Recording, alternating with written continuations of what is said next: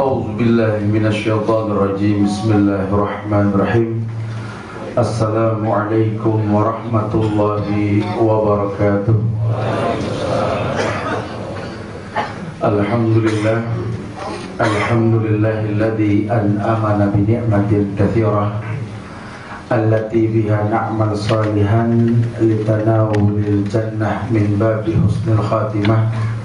Wa ma ba'du fa inna ahsanul kalam kalamullah wa khairul huda huda Muhammadin sallallahu alaihi wasallam wa syarrul umuri muhdatsatuha wa kullu muhdatsatin bid'ah wa kullu bid'atin dhalalah wa kullu dhalalatin finnar.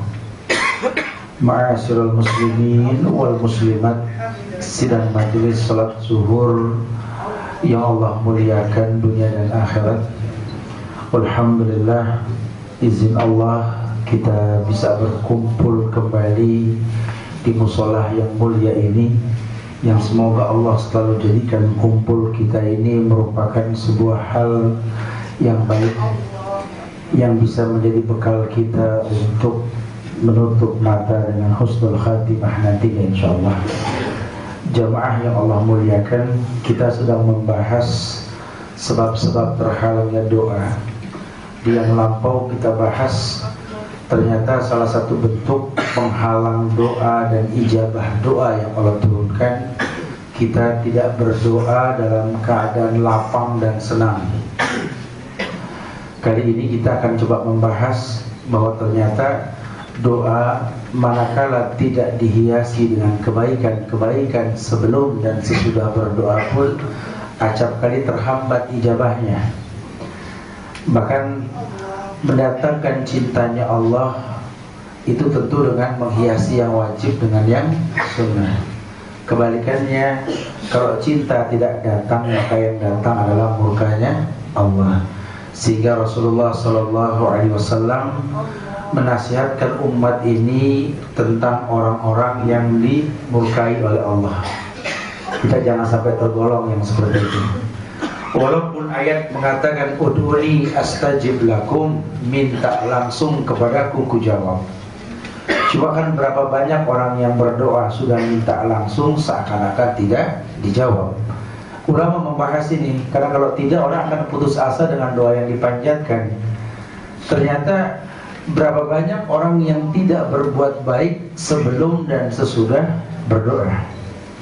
Apa sih keburukannya, Ustaz, sehingga menimbulkan murkanya Allah? Kata Rasulullah, ada 6 orang yang selalu dimurkai oleh Allah. Dalam sebuah riwayat Al-Baihaqi, Rasulullah pernah bersabda, innallaha yubghidu kulla ja'zariyin jawaz. 6 hal tersebut yang menyebabkan murka Allah pada orang yang dimurkai. Yang pertama adalah innallaha yubghidu kulla ja'zariyin jawaz. Allah paling murka sama orang yang pelit sama berbuat kebaikan. Jadi kalau pelit gak diidentikan sama materi saja, kaki masih bisa melangkah sehat, malas datang ke majelis ilmu, pelit. Apa yang dia nggak miliki kemampuan berjalan dan sampai pada sebuah tempat, langkah bisa, kendaraan pun punya, malas silaturahmi. Mata sehat, Quran tidak dibaca, tunggu dapat tambahan kaca dulu baru baca Quran. Apa yang dia nggak mampu, dia mampu. Cuma dia pelit dalam sebuah kebaikan. Ja'zarin jawaz, kata Rasulullah. Ini orang yang pelit dalam berbuat kebaikan. Masih punya orang tua, nggak mau bertendang. Masih bisa memberikan nafkah, enggan semangat dalam memberikan nafkah. Masih layak untuk diikuti dan mengikuti, tidak mau melakukannya. Ja'zarin jawaz. Allah paling marah sama orang yang punya kesempatan berbuat baik tapi malas berbuat kebaikan. Itu yang pertama. Yang kedua, kata Rasulullah, sahabin fil aswaq. Sahabin fil aswaq di sini artinya orang yang lebih ceria, hingar-bingar kalau di pasar ketimbang di majelis ilmu. Ya, semangat dia untuk kelalang keliling itu di pasar lebih dia sukai ketimbang berkonsentrasi pada sebuah tempat untuk sebuah ibadah. semangatnya ke pasar lebih ketimbang semangat dia menuju masjid, musola, ke tempat hiburan lebih semangat ketimbang silaturahmi, ketemu sama keluarga. Sahabat bin Aswad, orang yang hingar-bingar, teriak-teriak di pasar, seneng dia di tempat-tempat yang seperti itu.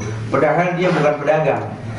Kalau bicara pedagang beda bab nanti. Ya memang dia berdagang, cuma dia tidak dagang.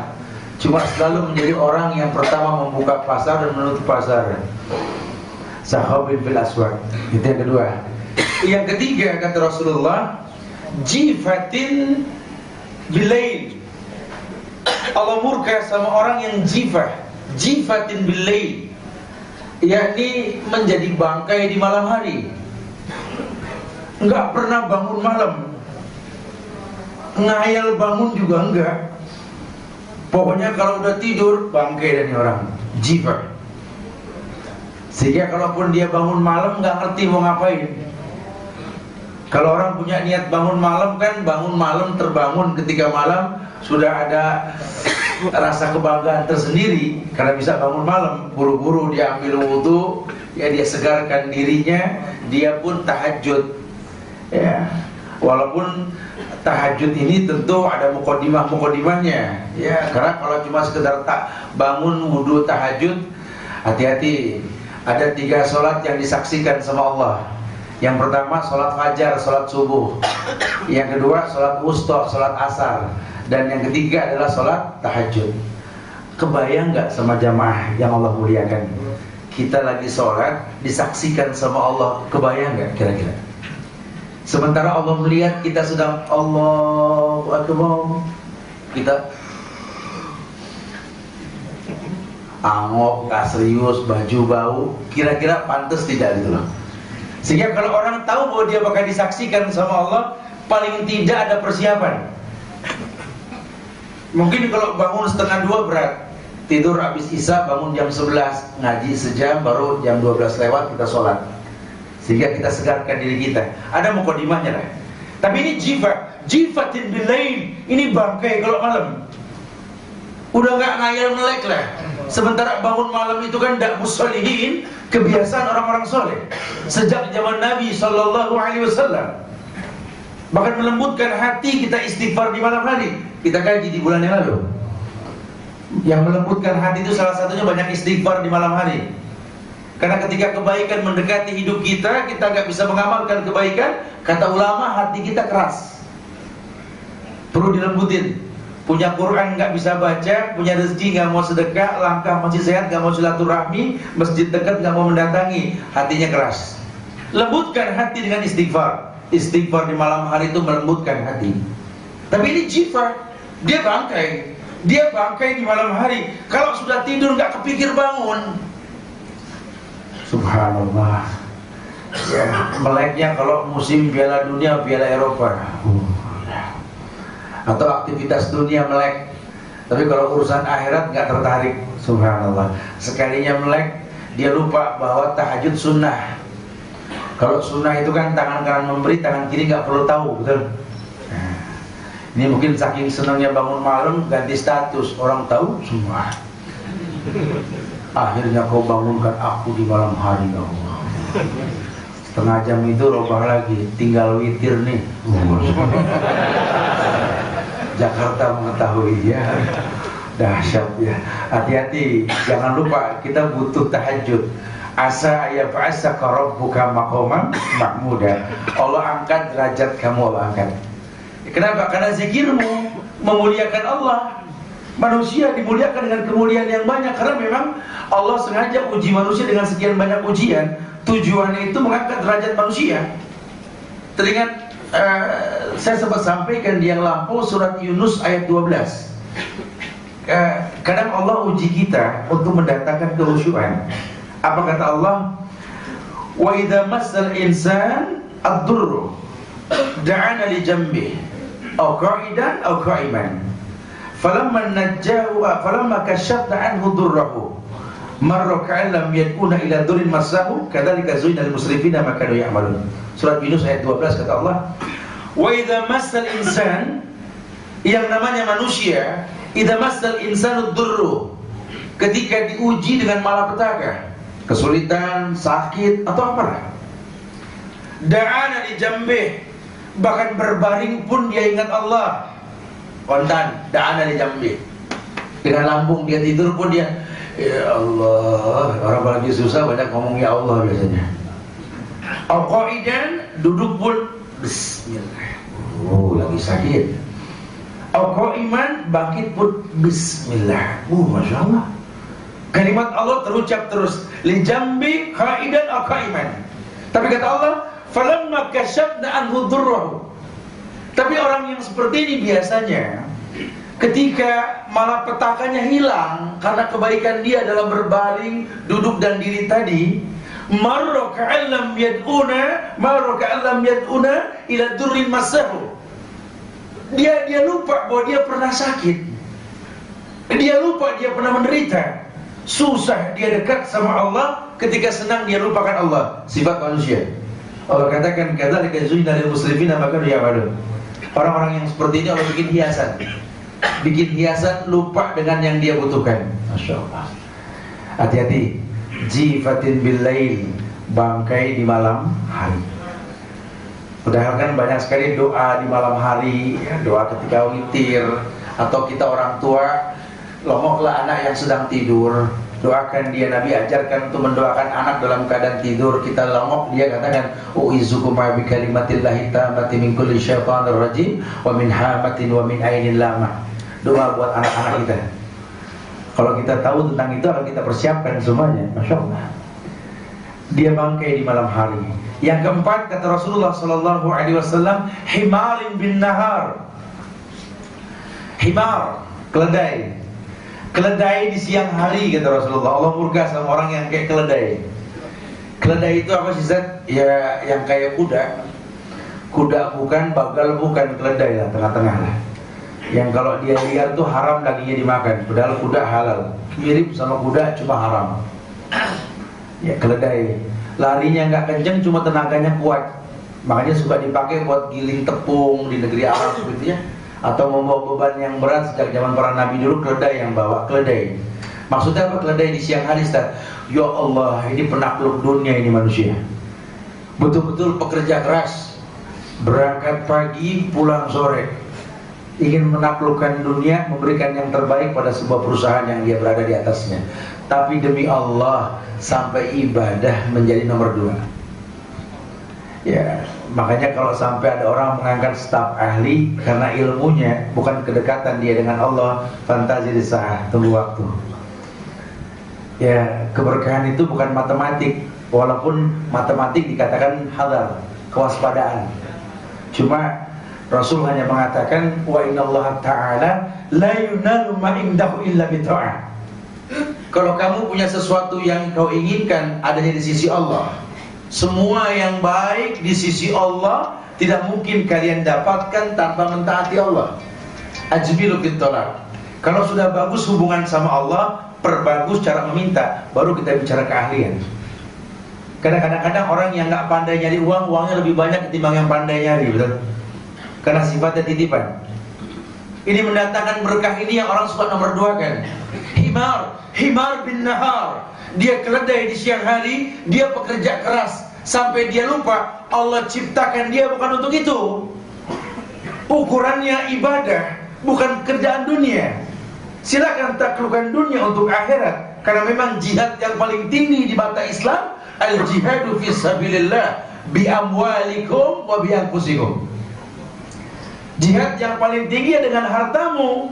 Bagaimana kamu bisa berjihad dengan tingkat yang paling tinggi ini? Bekerja. Tapi yang kau miliki kau dapat dengan kebaikan yang Allah inginkan kepada dirimu. Kalau kau buat sebuah kebaikan, hal jazaul ihsan ila ihsan. Karena balasan kebaikan cuma datang dengan cara yang baik. Jadi kalau kebaikan dihayalkan, dibuat dengan cara yang gak baik, sampai kapanpun tidak ada kebaikan dengan cara yang haram. Ya. Ketika Rasulullah SAW katakan kepada anak kecil, ya gulam, ihfazillah tajidhu amamak. Jagalah Allah, Allah jaga kamu. Padahal kalau gulam anak 9 tahun suruh jaga Allah kan nggak mungkin. Mana bisa anak 9 tahun jaga Allah, Ustaz? Kalau nggak sholat aja nggak dosa kok. Suruh jaga Allah apa? Lebih ke orang tua. Kita nggak selamanya mampu memantau anak. Masa yang akan datang pun kita nggak tahu dia jadi apa. Kita serahkan sama Allah. Tapi buat sabab yang baik. Ingat, anak ini tumbuh bersama rezeki yang Allah titipkan sama kita. Nahnu narzuqukum wa iyyahum. Kami yang kasih rezeki buat kalian untuk mereka. Melalui kita rezeki keluarga. Betul. Tapi ingat, kullu lahmin nabata min sukhtin an-naru ahqubi. Hati-hati dengan itu. Setiap daging yang tumbuh dari barang yang haram, neraka lebih berhak. Kita kerja di perusahaan yang halal, tapi cara kerjanya haram. Gara-gara kerja kita nggak sholat. Gara-gara kerja kita mengulur waktu sholat. Fawailul lil. Gara-gara kerja kita putus silaturahmi. Gara-gara kerja kita lupa bertendang ke rumah orang tua. Gara-gara kerja kita jarang bersilaturahmi sama teman-teman kita yang susah keadaannya. Gara-gara kerja kita lupa baca Quran. Sampai gara-gara kerja kita lupa belum umroh, pinggang udah sakit. Betul. Keenakan kerja sampai lupa haji. Nunggu tua dulu baru berangkat. Subhanallah. Hati-hati. Himar bin nahar. Keledai di siang hari, kata Rasul. Padahal kita kerja perlu, semangat perlu. Tapi ingat, hidup ini tidak hanya untuk itu. Ukurlah dengan ibadah. Sesulit apapun kita, keadaan yang paling penting adalah ibadah. Makanya sholat yang disaksikan penting. Sampai kata Allah, suruh jaga sholat wusta, sholat asar. Karena memang di akhir zaman nanti akan banyak orang yang meremehkan asar. Betul. Ketika Allah ciptakan siang untuk bekerja, wa ja'alna nahara ma'asha, Allah jadikan siang untuk bekerja. Orang lupa ada intibah, peringatan Islam. Suruh jaga sholat asar. Mantaraka sholat al-asar faqad habita ma sana'u. Rawahul Bukhari, kata Rasulullah, bahkan orang yang meninggalkan sholat asar maka dimustahkan kebaikan selama itu, selama hari itu. Saya sih alhamdulillah Ustaz, ninggalin sih enggak kan. Cuma asar berteman mulu sama maghrib. Ini mirip-mirip berarti ya. Fawailul lil musallin. Celaka ini orang yang sholat. Ya, kita cuma menghayal kebaikan buat orang tua, buat rumah kita, nafkah buat mereka, tapi cara nyarinya nggak kita perhatikan. Hati-hati. Boleh kita kerja, tapi jangan kayak himar, jangan kayak keledai tadi kata Rasulullah. Beliau mengatakan yang kelima, alimun bi amrid dunia. Ciri khas mereka pandai kalau bicara urusan dunia. Subhanallah. Kalau ngomong dunia, waduh. Bicara usaha, bagaimana mendatangkan hasil, menjauhkan kerugian, memperbanyak keuntungan, luar kepala dah. Udah bisa bikin buku bagaimana menggapai keuntungan sebesar-besarnya. Bicara keuntungan, Masya Allah. Kalau ngomong dunia, udah kayak komentator bola. Betul. Walaupun gak perlu bisa main bola, asal bisa komentator mah udah hebat aja. Dia pikir main bola gampang kali. Ronaldo masih disalahin juga. Masya Allah. Wah salah, kanan dikit terus. Kata Ronaldo susah, emang gampang. Jadi dikomentari, dia tidak perlu pandai, tapi dia berkomentar pandai. Dia banyak alim di amri dunia, bicara dunia, wow, Masya Allah. Tapi yang keenam kata Rasulullah, jahilun bi amril akhirah.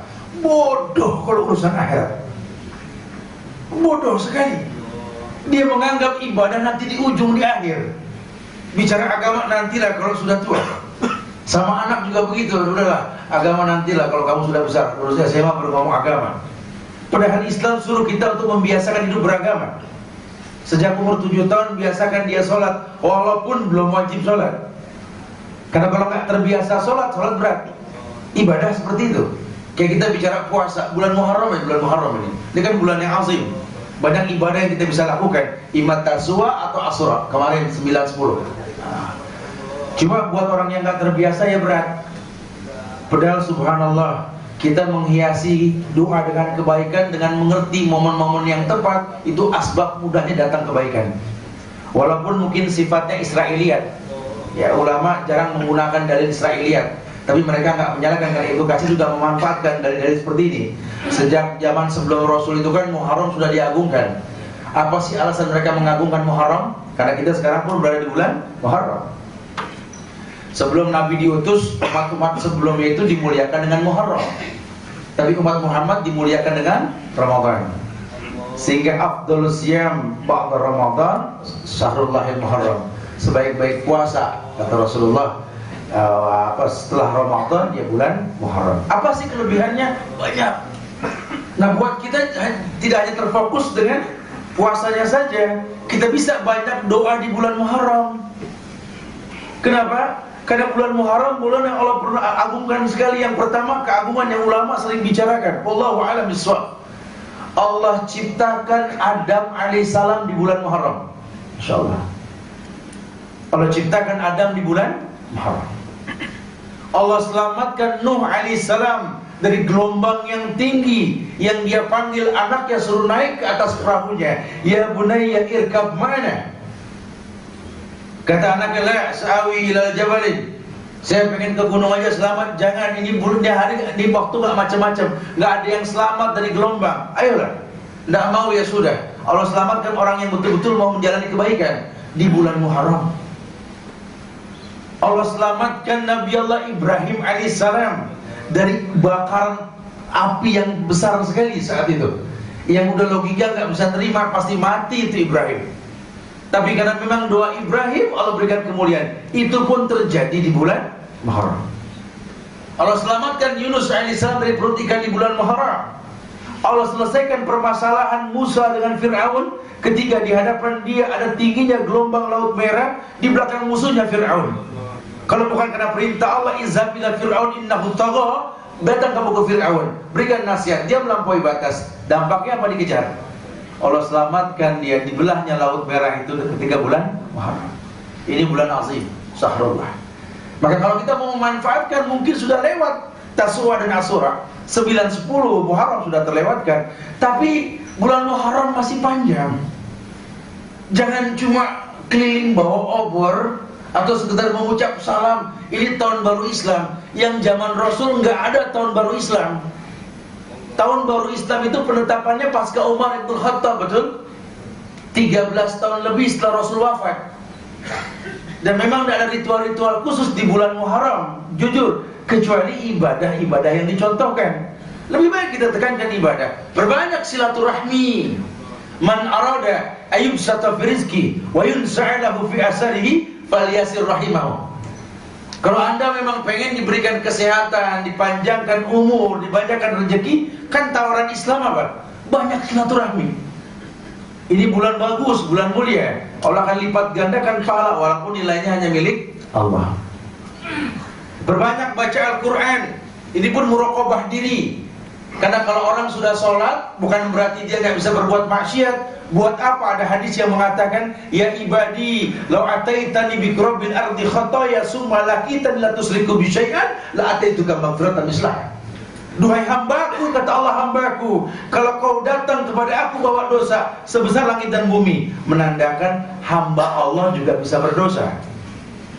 Menandakan orang sholat juga tidak maksum. Makanya suruh muraqabah, rapikan ibadah. Anda sudah sholat, sudah bagusin sholat Anda. Isbiru wasabiru. Anda sudah sabar, kuatkan sabar Anda. Anda sudah haji, hiasi dengan umrah. Anda sudah zakat, hiasi dengan infak sedekah. Anda sudah puasa di bulan Ramadan, hiasi dengan Senin Kemis, surah dan lain sebagainya yang sifatnya sunnah. Ini kebaikan-kebaikan yang menghiasi doa, mempercepat datangnya ijabah yang kita inginkan. Allah janji, la idza sa'alani la utiyannahu wa idza sta'adzani la uidannahu. Kalau dia minta pasti kuberi. Dia minta perlindungan pasti kulindungi. Asli Allah berikan tawaran-tawaran yang mulia sekali, sehingga manusia betul-betul memahami ternyata kemuliaan itu milik Allah. Ya, tidak memberi kemudahan kepada orang lain yang sedang berada dalam keadaan susah. Kebaikan yang lain, kata Rasulullah SAW, kalau orang sudah berdoa kepada Allah, tolong jangan sampai nggak merespon kebaikan yang layak untuk dia lakukan. Tadi yang dikatakan Ja'zari Jawaz, punya kesempatan berbuat baik, cuma nggak suka berbuat baik atau pelit dalam kebaikan. Ya, ini sebuah hal nggak baik, respon. Mungkin kita nggak bisa bantu secara materi, tenaga pun kita nggak miliki, paling nggak doa. Paling nggak doa. Jangan cuma sekedar mengomentari tanpa memberikan solusi. Islam menginginkan kita betul-betul bermanfaat buat maslahat. Karena manusia ini adalah bagian dari kehidupan orang lain. Mungkin kita nggak bisa memaksimalkan, cuma jadilah bagian dari sebuah kemaksimalan. Insyaallah. Kata Rasulullah Sallallahu Alaihi Wasallam pada sebuah hadis yang sahih yang diriwayatkan oleh Imam Ahmad, hadis dari Abdullah bin Umar, man arada an tustajaba da'watuhu wa an tukshafa karbatuhu falyufarrij an mu'sir. Rasul bersabda, man arada an tustajaba da'watuhu, barang siapa yang ingin doanya dikabulkan, wa an tukshafa karbatuhu, atau dihilangkan dari kesulitannya, falyufarrij an mu'sir, hendaklah dia selalu memberi kemudahan kepada orang yang sedang dalam keadaan sulit. Walaupun cuma kebaikan yang sifatnya lumrah, Allah akan muliakan. Betul-betul kebaikan yang sifatnya biasa. Biasa ini mah, sekedar nunjukin jalan. Kalau dia merasakan sebuah kesulitan, kata Rasulullah, man arada an tustajaba da'watuhu wa an tukshafa karbatuhu falyufarrij an ma'sir. Tolong. Mudah memberikan kemudahan buat orang lain. Mayyassaru ala mu'sirin yassarallahu alaihi fid dunya wal akhirah. Hadis lain dari riwayat Ibnu Hibban, beliau bersabda, mayyassaru ala mu'sir, barang siapa memudahkan orang dalam kesulitan, yassarallahu alaihi fid dunya wal akhirah, Allah kasih kemudahan di dunia dan akhirat. Sama seperti ketika Rasul sampaikan kepada anak kecil yang kita bahas yang lapang, ya ghulam ihfazillah tajidhu amamak. Kau jaga Allah, maka kau temui Allah di hadapanmu. Bukan berbuat baik terus kelihatan Allah, bukan. Karena tidak ada makhluk di atas dunia ini yang bisa melihat Allah, nggak ada. Di akhirat nanti mungkin banyak hadis yang menjelaskan tentang melihat Allah di akhirat nanti. Liqa'a wajhi rabbihil a'la, berjumpa dengan wajah Allah yang agung mungkin, tapi di dunia tidak bisa. Itu apa maksudnya ketika Rasul mengatakan ihfazillah tajidhu amamak, jaga Allah, kau temukan Allah di hadapanmu. Maksudnya apa? Kau bertakwa kepada Allah, solusi selalu kau miliki. Wa may yattaqillaha yaj'al lahu makhraja. Barang siapa yang bertakwa kepada Allah, Allah selalu berikan solusi dalam hidupnya. Maka kalau orang dekat sama Allah, betul-betul dia suka pada Allah, menegakkan kalimat Allahus Samad, Allah tempat bergantung semua makhluk, dia baik sebelum doa dan dia baik setelah doa, ini orang yang lain diijabah sama Allah. Karena doakan hukum sebab akibat. Ya, tiga hal yang terjadi kalau orang sudah berdoa, imma yu'ajjil, dipercepat jawabannya, imma yu'akhir, atau diakhirkan, atau yubaddil, atau diganti dengan tolak balak. Enggak semua doa diijabah, sababnya dilihat terlebih dahulu. Membuat sabab, sisanya bertawakal. Dia bertawakal kepada Allah, bahwa matasawun illa masyaallah, kalian tak memiliki kemampuan kecuali izin Allah. Menghindari 6 hal tadi yang betul-betul menyebabkan Allah murka. Karena kalau Allah sudah murka, tidak ada kebaikan. Alaihim dairatus saw, yang ada masalah waktu saja azab yang akan turun. Alaihim dairatus saw wa ghadiballahu alaihim wa la'anahum wa a'adda lahum jahannam wa sa'at masira. Cuma bergulir waktu saja, masalah waktu. Dia bisa berbuat dosa, dia bisa berbuat maksiat, banyak kesalahan yang dia perbuat. Wa yadubillah wa na'udzubillah. Subhanallah. Ini nasihat Rasulullah Sallallahu Alaihi Wasallam. Baru kemudian Abu Darda, sahabat Rasulullah ini pernah meriwayatkan bahwa ada seorang laki-laki datang menemui Rasul seraya mengeluh karena hatinya ini keras. Maka Rasul bersabda, atuhibba ayyalina qalbuka wa tudrika hajatak. Kata Rasulullah, atuhibba ayyalina qalbuka wa tudrik hajataka. Apakah kamu ingin hati kamu menjadi lembut dan hajatmu terkabulkan? Kata Rasulullah gitu. Jadi beliau tanya, atuhibba ayyalina qalbuk wa tudrika hajatak. Maukah kamu kuberitahu tentang bagaimana melembutkan hati dan menggampangkan hajat itu diselesaikan sama Allah? Dia mengatakan, bala, mau ya Rasulullah. Kata Nabi, irhamil yatim. Bikin satu kebaikan. Yang pertama, irhamil yatim. Coba sayang sama anak yatim. Kalau letter lucknya makna, cari anak yatim, bantu. Tapi kalau luasnya makna, harus ngerti yatim itu apa. Karena Nabi mengatakan la yutma ba'da ihtilam. Enggak ada yatim setelah balik. Jadi yang namanya yatim itu sebelum balik. Ini kadang-kadang kita bantu, kita nggak tahu juntrungannya. Anak udah SMA, nih yatim udah SMA, gitu ya. Udah nggak yatim. Kata Nabi la yutma ba'da ihtilam. Yang namanya yatim itu belum balik. Karena la yutma ba'da ihtilam, udah nggak yatim lagi kalau sudah mimpi. Perempuan haid, laki mimpi. Nah ini perlu nih, kita suka bagi-bagi anak yatim. Rasul mengatakan la yutma ba'da ihtilam. Padahal irhamil yatim melembutkan hati, memudahkan hajat kita diijabah sama Allah. Tapi kalau kita nggak ngerti yatimnya, nanti beda bab. Irhamil yatim, cinta sama anak yatim. Wamsah ra'sahu, pegang palanya. Dalilnya ada wamsah ra'sah. Ini hadis At-Tabrani, sahih hadis ini. Wamsah ra'sah. Karena kalau anak kecil yatim dipegang palanya boleh, betul. Kalau udah gede nggak boleh. Ya, harus. Nggak boleh. Karena menyentuh orang yang bukan mahramnya itu, kata Rasulullah, lebih baik ditancapkan paku di atas kepalaku sebesar gunung ketimbang menyentuh yang bukan mahram. Kita bakal ngerti main bagi-bagi hadiah. Oh, kelas berapa? SMA. Oh, udah nggak boleh. Pokoknya tanya, kalau udah balik atau udah bibi atau udah haid, bukan yatim lagi. Oh, saraksa, sunnah. Anak yatim kita bantu, pegang kepalanya. Ima sarahnya memegang kepala itu bentuk cinta kasih, merespon kita sama mereka. Ya karena anak bangsa, kita nggak pernah tahu 20 tahun yang akan datang, mungkin dia jadi wali kota, jadi presiden, kita nggak pernah tahu. Wallahu a'lam bishawab. Cuma kita bagian dari kehidupan dia. Kita bantu dia dengan kebaikan, dia berbuat baik, seluruh kebaikan yang dia perbuat berpahala untuk kita. Itulah kebaikan. Kemudian kata Rasulullah, wa'at'imhu min ta'amik. Beri makan dia seperti yang kau makan. Jadi bukan berarti nggak boleh dadakan beli nasi bungkus, bukan. Cuma yang dikatakan wa'at'imhu min ta'amik.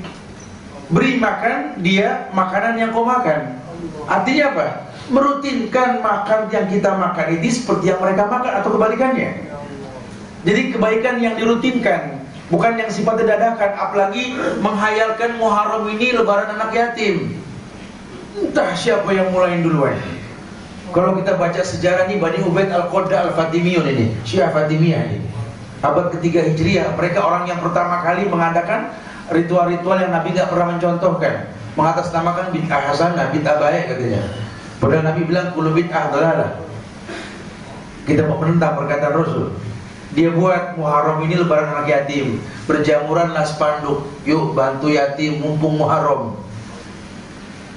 Sehingga selesai Muharram pada patungan lagi buat apa? Buat lebaran yatim tahun depan.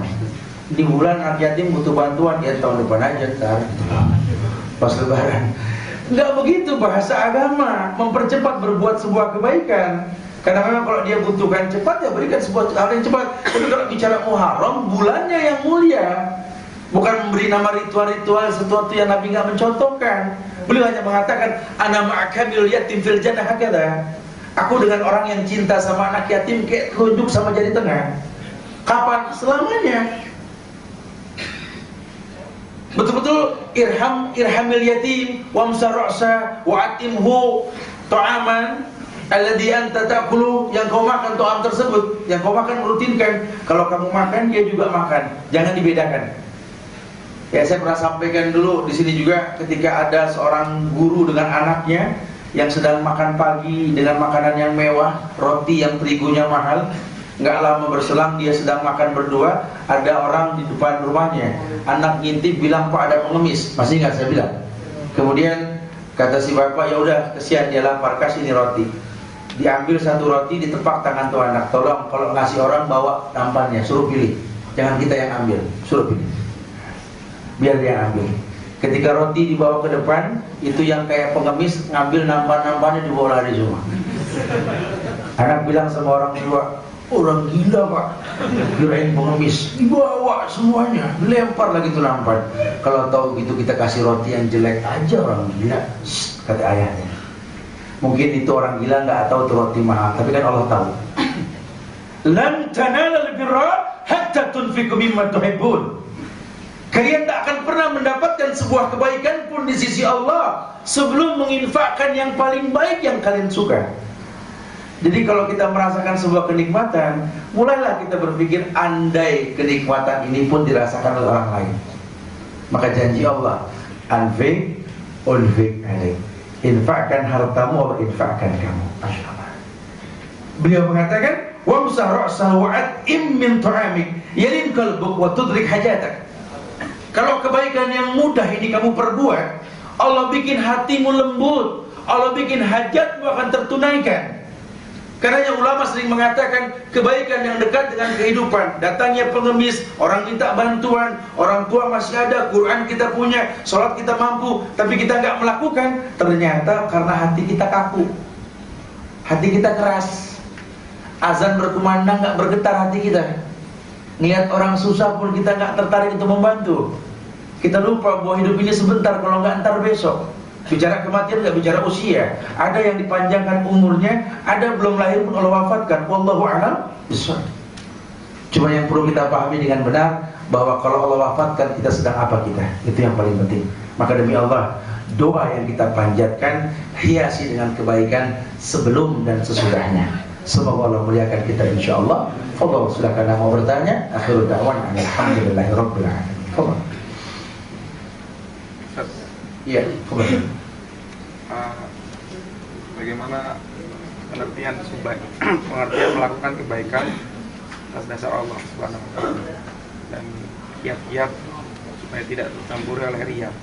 Terus yang kedua, apakah benar dalil yang ada itu hanya menganjurkan kita sholat berjamaah, bukan sholat di masjid, Ustaz?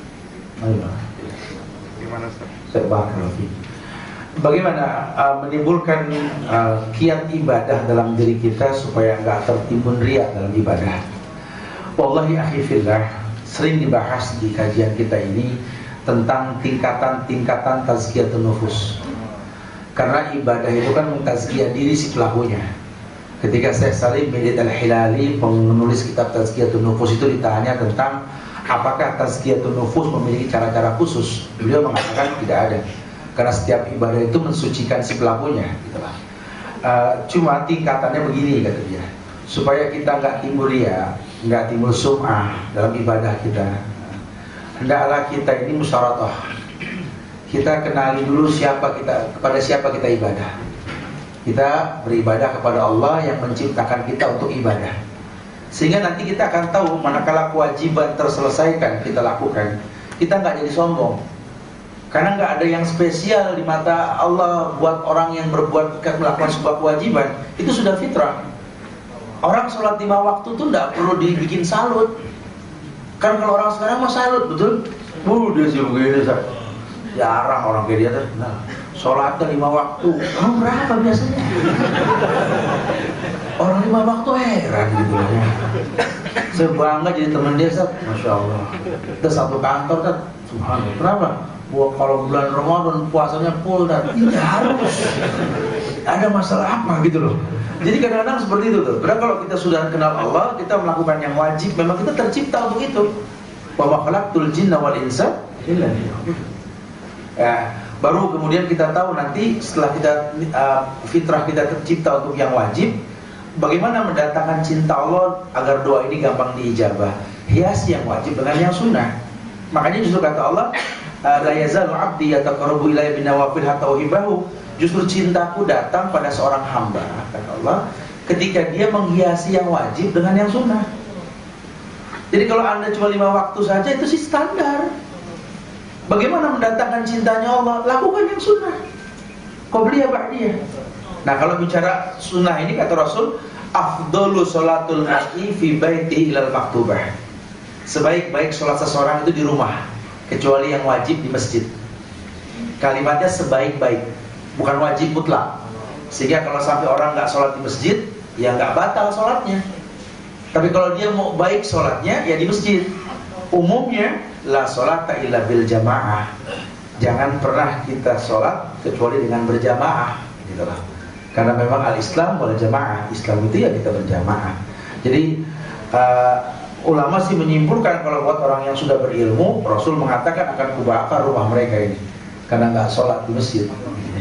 Bukan berarti lantas kalau teman kita atau anak kita nggak sholat di masjid kita bakar kamar, bukan ya. Nanti tingkatan akhir dia mengerti bahwa di masjid itu lipat gandaan pahalanya itu masya Allah. Nanti jenjang berikutnya lagi apa? Ya ini sebaik-baik sholat ya di masjid haram 100.000 kali lipat, Nabawi 1.000 kali lipat, Aqsa 500, terus seperti itu. Allah musta'an. Barakallahu fiik. Oke, lagi silakan. Silakan, mungkin yang saya sampaikan dari dipahami. Oke. Kelas, maafi soal. Taib, antum silakan. Assalamualaikum Pak. Waalaikumsalam warahmatullahi. Kalau tata cara dalam doa itu ada nggak Pak? Mengangkat tangan posisi dulu. Ayo, wah. Syaratnya seperti apa? Hukum asal doa itu mengangkat tangan kata Rasulullah. Karena beliau mengatakan asy'ashal akbar yamudu yadayhi ilas sama'. Beliau menceritakan tentang orang yang wukuf di Arafah, haji, safar, mengangkat tangan ke langit. Berarti doa mengangkat tangan ke langit. Kecuali beberapa doa yang beliau tidak contohkan mengangkat tangan. Nah, ini nanti ada khilaf ulama. Yang pertama, beliau tidak mencontohkan mengangkat tangan berdoa selesai sholat wajib. Ya. Kenapa? Karena ada sunnah berdoa ketika sujud terakhir dan tahiyat akhir. Jadi, kalau kita mau sedikit perdalam akan tahu nanti itu. Nah, walaupun Ibnu Qayyim al-Jauziyah orang yang mengatakan bolehnya kita berdoa setelah sholat wajib. Kenapa? Karena itu amal soleh. Cuma merutinkannya Nabi nggak mencontohkan. Itu yang dipahami. Kemudian yang kedua, beliau berdoa di atas mimbar. Sahabat mengaminkan tanpa mengangkat tangan. Kemudian tidak mengangkat tangan selesai mendengar azan, doa setelah azan. Namun setelah doa setelah azan dibaca, boleh mengangkat tangan untuk doa. Karena waktu antara azan dengan qomat adalah mustajab. Dan seterusnya dan seterusnya. Ada dalil tentang mengangkat tangan. Tapi hukum asal berdoa mengangkat tangan. Makanya antum perhatikan di negeri Islam, itu manusia dipermudah untuk tahu mana kiblat. Ya. Dipermudah untuk tahu di mana kiblat. Kenapa? Karena memang sunnah berdoa menghadap kiblat. Dan kita tidak boleh buang ludah menghadap kiblat. Ada dalilnya makruh nanti. Ada bab di kitab Riyadhus Shalihin. Nggak boleh buang hajat membelakangi kiblat, menghadap kiblat, betul? Berarti kan orang perlu tahu kiblat. Makanya mempermudah orang tahu kiblat itu pahalanya besar sekali. Ya jadi kita berdoa menghadap kiblat. Mudahkan orang untuk menghadap kiblat. Ya, seperti yang saya ceritakan kemarin, jangan sampai terjadi keunikan ketika di Dubai kemarin itu kan masya Allah, ketika jamaah waktu asar belum sempat sholat dari musola nggak memungkinkan, kita tanya sama polisi Arab, wahai istiqbalil kiblah ya akhi, dalam musola sholat asar mana kiblat Pak polisi, ini kita belum sholat asar. Kata polisinya, wallahu a'lam, berarti nggak sholat dia selama ini.